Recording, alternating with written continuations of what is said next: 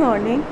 सावित्रीबाई फुले पर्यावरण एवं शिक्षण संस्थान के बीएड सेकेंड ईयर की पेपर थर्ड शैक्षिक प्रबंधन की यूनिट फर्स्ट के बारे में हम जान रहे थे। यूनिट फर्स्ट के हमने शैक्षिक प्रबंधन के बारे में, फिर उसके सरकार के तीनों स्तर जैसे कि केंद्रीय स्तर, राज्य स्तर, स्थानीय स्तर, इनके बारे में जाना। तो उससे पहले हमारा राज्य स्तर चल रहा था। राज्य स्तर के शैक्षिक प्रबंधन में हमने कल पिछली क्लास में हमने शिक्षा के राज्य अभिकरण के बारे में जाना। तो शिक्षा के राज्य अभिकरण में हमने 4 अभिकरणों के बारे में पता किया था, 4 अभिकरणों के बारे में अध्ययन किया था, जिसमें हमने 2 का विस्तार से अध्ययन किया था और 2 का अध्ययन आज करेंगे। वो दो थे उच्च अध्ययन शिक्षा संस्थान यानी कि IASE और कॉलेज फॉर टीचर एजुकेशन यानी कि शिक्षक शिक्षा महाविद्यालय CET के बारे में हमने पिछली क्लास में अध्ययन किया था। तो आज हम कि राज्य शैक्षिक अनुसंधान एवं प्रशिक्षण परिषद यानी कि SIERT के बारे में जानेंगे। SIERT यानी कि राज्य शैक्षिक अनुसंधान एवं प्रशिक्षण परिषद, जो कि जिसकी स्थापना 1963 में की गई थी। यह प्रोफेसर RC मल्होत्रा की सिफारिश एवं 11 नवंबर 1978 को उदयपुर में इसकी स्थापना की गई थी, जो कि सैलियों की बाड़ी पर है। और इसमें राज्य यानी कि प्राथमिक शिक्षा, उच्च माध्यमिक स्तर की शिक्षा सभी के लिए इसमें प्रशिक्षण कार्यक्रम भी चलाए जाते हैं। उनके शैक्षिक नवाचार का कार्य भी किया जाता है। ज़्यादातर इसमें प्राथमिक एवं उच्च प्राथमिक स्तर की शिक्षा के कार्य किए जाते हैं। फिर इसका है कि प्राथमिक शिक्षा निदेशालय बीकानेर से संबंधित होती है, वहाँ से इसका सारा कार्य लागू किया जाता है। और इसकी सहायता के लिए, वित्तीय सहायता के लिए यानी कि आय व्यय के लिए इसमें केंद्र सरकार का MHRD, NCERT, government of Rajasthan, UNICEF द्वारा सहायता की जाती है। ये चारों संस्थाएं ऐसी हैं जो केंद्र सरकार से संबंधित होती है और इन्हें ये राज्य शैक्षिक अनुसंधान एवं प्रशिक्षण संस्थान को सहायता देती है, ताकि ये प्राथमिक और उच्च प्राथमिक स्तर के शिक्षकों के लिए, छात्रों के लिए, उनके पाठ्यक्रम के लिए, सभी के लिए कार्य अच्छे से संपादित कर सके और नवीन शैक्षिक नवाचार की प्रगति ला सके।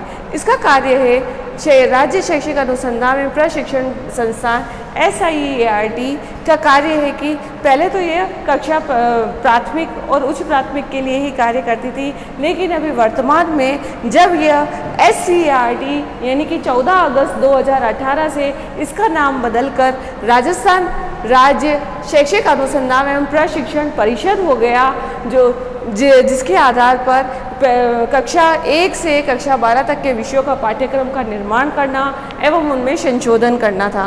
फिर इसका द्वितीय कार्य है कि प्राथमिक और उच्च प्राथमिक शिक्षकों के प्रशिक्षण का कार्यक्रम भी निर्धारित करना और जीवन कौशल, बाल कौशल, विज्ञान मेला आयोजित करना, ताकि विद्यालय में जो समय रहते हुए छात्र और शिक्षक के बीच में अच्छा समन्वय हो सके, छात्र और शिक्षक के बीच में अच्छा इंटरेस्ट डेवलप हो सके, शिक्षा के प्रति रुचि जागृत हो सके। इसके लिए उन्हें समय समय पर सहगामी गतिविधियों को भी लागू करना होता है। इसके लिए भी पाठ्यक्रम निर्धारित करना होता है, जैसे जीवन कौशल, बाल विकास, विज्ञान मेला। इनसे बच्चों को नई नई जानकारी मिलती है और शैक्षिक नवाचार में विकास होता है। फिर संस्थान का कार्य राजस्थान शिक्षा विभाग के निदेशक द्वारा तय किया जाता है, यानी कि ये जो सारा पाठ्यक्रम है, सारा विषय है, प्रशिक्षण का कार्य है, सारी जो कार्य की रूपरेखा होती है, ये राजस्थान शिक्षा विभाग के निदेशक महोदय द्वारा संपादित किया जाता है। फिर है कि SCERT के 9 विभाग होते हैं, जो कि फर्स्ट है अनौपचारिक शिक्षा एवं वंचित वर्ग शिक्षा, यानी कि जो बालक छात्र छात्राएं अपनी शिक्षा विद्यालय में रह के पूरी नहीं कर पाते, उन्हें किसी तरीके की कोई समस्या होती है, तो उनके लिए भी अनौपचारिक शिक्षा और वंचित वर्ग शिक्षा के लिए पाठ्यक्रम निर्धारित किया जाता है और उन्हें शिक्षा प्रदान की जाती है। फिर मानविकी एवं समाज विज्ञान, यानी कि मानविकी और समाज विज्ञान से संबंधित भी पाठ्यक्रम इनके द्वारा लागू किया जाता है, ताकि छात्र आसानी से अपनी शिक्षा को सुचारू रूप से नियमित कर सके। फिर है विज्ञान एवं गणित विभाग। विज्ञान और गणित विभाग में विज्ञान और गणित से संबंधित, यानी कि विज्ञान में रसायन विज्ञान, भौतिक विज्ञान, प्राणी शास्त्र विज्ञान, इस तरीके से संबंधित कृषि विज्ञान, इनसे संबंधित एवं गणित से संबंधित विषयों के लिए पाठ्यक्रम निर्धारित करना और उनको लागू करना। फिर है शैक्षिक आयोजन एवं प्रशासन, यानी कि समय समय पर शिक्षा में क्या क्या आयोजन होने चाहिए, क्या नई नई योजनाओं को लागू करना चाहिए, ये सारा कार्य भी शैक्षिक आयोजन एवं प्रशासन के द्वारा निर्धारित किया जाता है। फिर है मनोवैज्ञानिक आधार एवं व्यावसायिक शिक्षा अनुभाग। मनोवैज्ञानिक आधार यानी कि शिक्षक और छात्र में कैसा रिलेशन होना चाहिए, शिक्षक और छात्र में किस तरीके से शिक्षण विधियों का प्रयोग करना चाहिए, ये सारी जो क्रियाएं होती हैं वो मनोविज्ञान विभाग द्वारा संपादित की जाती है। और व्यावसायिक शिक्षा अनुभाग यानी कि शिक्षकों को भी अपने वेतन संबंधी, अपने व्यवसाय संबंधी क्या क्या जिम्मेदारी होती है, क्या क्या उत्तरदायित्व होते हैं, ये सभी कार्य इन विभागों द्वारा उनको बताया जाता है, उनको प्रशिक्षण दिया जाता है। फिर है शिक्षा क्रम एवं मूल्यांकन विभाग। शिक्षा क्रम एवं मूल्यांकन यानी कि शिक्षा में कब कब किस समय मूल्यांकन करना चाहिए, क्या क्या पाठ्यक्रम है तो उसको किस किस समय पर कैसे मूल्यांकन निर्धारित करना चाहिए, और मूल्यांकन के आधार पर ही विद्यालय का, छात्र का, शिक्षक का यह स्तर पता चलता है कि वो किस स्तर का के है, कि उसके मूल्यांकन के आधार पर उसको कितने अंक उसके लिए निर्धारित किए गए हैं, कितने अंकों द्वारा वो पास हुआ है, कौन सी श्रेणी में उसे रखा गया है। फिर है शैक्षिक प्रौद्योगिकी विभाग। शैक्षिक प्रौद्योगिकी विभाग यानी कि उद्योगों संबंधी और व्यवसाय संबंधी क्या क्या सब्जेक्ट होने चाहिए, उनमें किस तरीके का पाठ्यक्रम होना चाहिए, ये सारा कार्य शैक्षिक प्रौद्योगिकी विभाग में रखा जाता है। फिर है शैक्षिक अनुसंधान एवं प्रसार सेवा विभाग। ये हमारा 8वां पॉइंट है, जिसमें रिसर्च संबंधी कार्य यानी कि बच्चों को जो माध्यमिक स्तर, उच्च माध्यमिक स्तर पर आ जाते हैं तो उन्हें शिक्षा संबंधी क्या क्या नई नई खोज उन्हें पता चले, शिक्षा संबंधी क्या क्या ज्ञान होने चाहिए, नवीन ज्ञान के बारे में उन्हें पता होना चाहिए। जैसे कि आजकल कंप्यूटर शिक्षा इतनी अनिवार्य हो गई है, तो विद्यालयों में कंप्यूटर संबंधी कक्ष है या नहीं है, कंप्यूटर विद्यालय में उपलब्ध है या नहीं है, उसके लिए टीचर उपलब्ध है या नहीं है, टीचर पूर्ण योग्यता से संबंधित है या नहीं है, ये सारा कार्य नवीन टेक्नोलॉजी के बारे में उन्हें ज्ञान है कि नहीं, वहाँ विद्यालय में सभी तरीके की वहाँ के एनवायरनमेंट के आधार पर वहाँ पर हर तरीके की सुविधाओं का प्रयोग है या नहीं है। इस तरीके से शैक्षिक अनुसंधान एवं प्रसार सेवा विभाग की भी स्थापना होती है। फिर है शिक्षक शिक्षा विभाग यानी कि शिक्षकों को उच्च योग्यता वालों को ही उन्हें नियुक्त करना चाहिए, शिक्षकों को पूर्ण प्रशिक्षण प्राप्त होना चाहिए। शिक्षक जैसे कि माध्यमिक स्तर है, उच्च माध्यमिक स्तर है, तो इनके लिए उन्हें बीएड की पूरी प्रशिक्षण अच्छे अंकों से पास होना चाहिए, ऐसी योग्यता होनी चाहिए। अगर प्राथमिक स्तर है तो प्राथमिक स्तर में उन्हें एसटीसी बीएसटीसी वाला प्रशिक्षण अच्छे से पूर्ण किया जाना चाहिए, ताकि वो अपने अच्छे मार्क्स के द्वारा इन प्राथमिक स्तर के स्कूलों में अपना रोजगार अर्जित कर सके, उनमें नियुक्ति लेकर वह शिक्षा प्रदान कर सके। तो इस तरीके से हमने राज्य शैक्षिक अनुसंधान एवं प्रशिक्षण परिषद SCERT के बारे में अध्ययन किया था।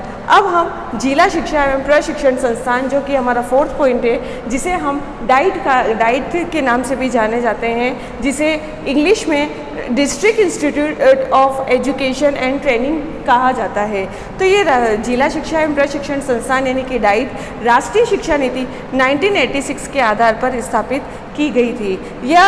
इसका कार्य है कि प्राथमिक स्तर के शिक्षकों, अनौपचारिक प्रौढ़ शिक्षा केंद्रों के अनुदेशकों को तैयार करना और पर्यवेक्षकों के लिए प्रशिक्षण स्तर के लिए आवासीय प्रशिक्षण संस्थान है, जिसके लिए कि शिक्षकों के लिए प्री सर्विस और इन सर्विस शिक्षकों को प्रशिक्षण की व्यवस्था करना। और वर्तमान में 33 जिलों में 33 डाइट की स्थापना की गई है। पहले 1989 और 19 में राजस्थान के सिर्फ 29 जिलों में ही डाइट की स्थापना की गई, लेकिन वर्तमान समय में राजस्थान के 33 जिले हैं, तो 33 जिलों में 33 डाइट का स्थापना की गई है। जिस तरीके से राष्ट्रीय स्तर पर NCERT और निपा के द्वारा राष्ट्रीय स्तर पर शिक्षा का कार्य किया जाता है, उसी तरीके से राज्य स्तर पर डाइट द्वारा शिक्षा संबंधी कार्य किया जाता है, जिसका कार्य प्राथमिक और उच्च प्राथमिक स्तर के शिक्षकों और छात्रों के लिए पाठ्यक्रम निर्धारित करना,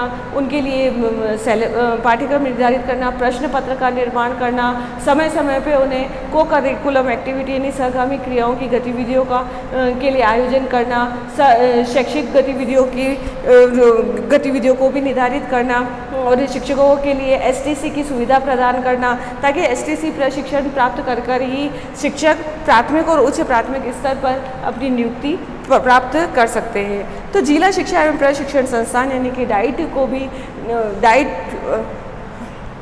जिला शिक्षा एवं प्रशिक्षण संस्थान डाइट भी राज्य स्तर पर निर्धारित होती है, ये राज्य से संबंधित होती है और ये इस डाइट के द्वारा ही जिले के जितने भी प्राथमिक और उच्च प्राथमिक स्तर के विद्यालय है वो उनसे कनेक्ट होते हैं और उनके द्वारा राज्य स्तर पर प्राथमिक और उच्च प्राथमिक स्तर की शिक्षा के बारे में ज्ञान प्राप्त होता है कि इन विद्यालयों में किस तरीके की गतिविधियाँ हो रही है, किस तरीके के कार्य हो रहे हैं। तो ये प्राथमिक और उच्च प्राथमिक स्तर के शिक्षकों और छात्रों दोनों के लिए जो भी विद्यालय संबंधी गतिविधियां होती है ये सब डाइट द्वारा निर्धारित की जाती है। तो इस तरीके से और जिला शिक्षा एवं प्रशिक्षण संस्थान के भी 8 विभाग बताए गए थे, जैसे कि सेवा पूर्व और सेवा पूर्व यानी कि इन सर्विस और प्री सर्विस, सेवा पूर्व और सेवा पश्चात जो शिक्षक होते हैं उनके प्रशिक्षण के लिए भी प्रभाग बनाए गए, अनौपचारिक शिक्षा, प्रौढ़ शिक्षा इनके लिए भी प्रभाग बनाए गए, पाठ्यक्रम संबंधी प्रभाग बनाए गए, मूल्यांकन संबंधी प्रभाग बनाए गए,